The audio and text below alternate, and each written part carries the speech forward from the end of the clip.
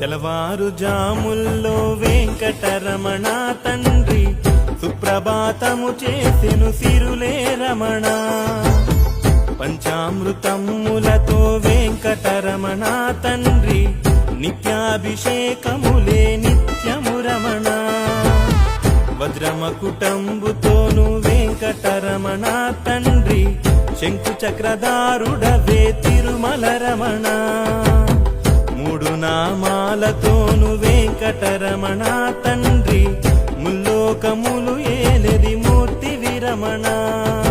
వెంకటరమణ తండ్రి వెంకటరమణ తిరుమల తిరుపతి రమణ సంకటహరణ చరణ భక్తులను బ్రోచేటి తిరుమల రమణ.